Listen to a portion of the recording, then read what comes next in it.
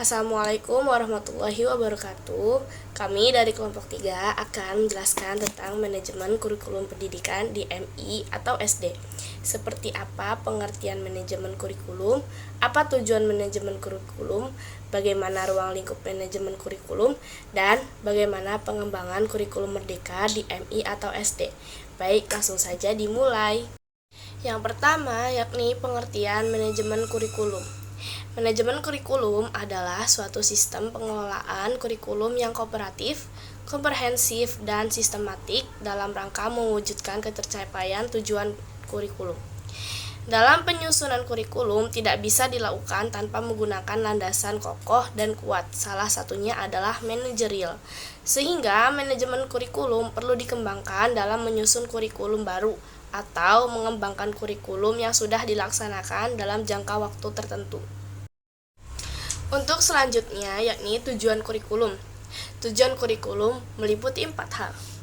Yang pertama, kurikulum sebagai suatu ide adalah kurikulum yang dihasilkan melalui teori-teori dan penelitian, khususnya dalam bidang kurikulum dan pendidikan.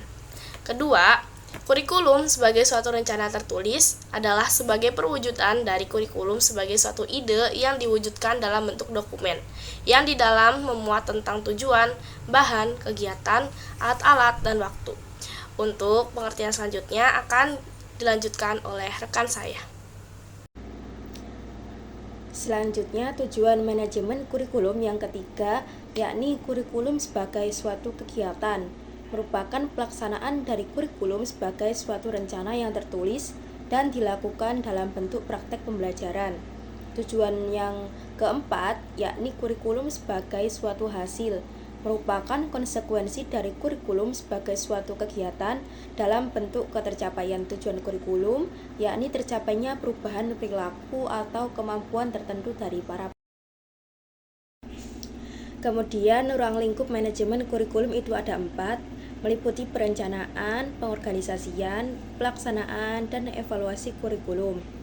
Yang pertama, perencanaan kurikulum, yaitu merencanakan kegiatan yang akan dilakukan dalam masa depan, termasuk menentukan tujuan, isi, dan bahan pelajaran. Nah, proses ini itu melibatkan penyusunan program kurikulum, silabus, dan rencana pelaksanaan pembelajaran atau RPP yang sesuai dengan standar nasional pendidikan.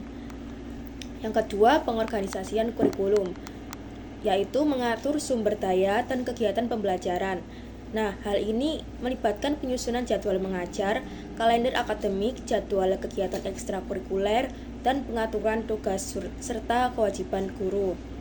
Yang ketiga, pelaksanaan kurikulum, yakni menerapkan kurikulum yang telah direncanakan. Guru melakukan kegiatan pembelajaran langsung di kelas, memastikan tujuan kurikulum itu tercapai, dan menggunakan media untuk menarik perhatian siswa. Dan yang terakhir, yakni evaluasi kurikulum, yaitu mengevaluasi hasil belajar siswa untuk mengetahui tingkat ketuntasan pencapaian kompetensi dasar. Evaluasi ini dilakukan setiap akhir kompetensi dasar selesai dengan mengacu pada nilai kriteria, ketuntasan minimum, dan menggunakan beberapa indikator. Pengembangan kurikulum merdeka. Kurikulum merdeka dikembangkan di Indonesia dengan tujuan meningkatkan kualitas pendidikan. Untuk mengembangkan kurikulum merdeka terdapat 3 karakteristik, yaitu yang pertama, mencetak profil pelajar Pancasila melalui pembelajaran berbasis proyek untuk mengembangkan keterampilan dan karakter peserta didik. 2. Memfokuskan pada materi pokok sehingga materi dasar seperti literasi dan numerisasi mendapat kompetensi yang mendalam.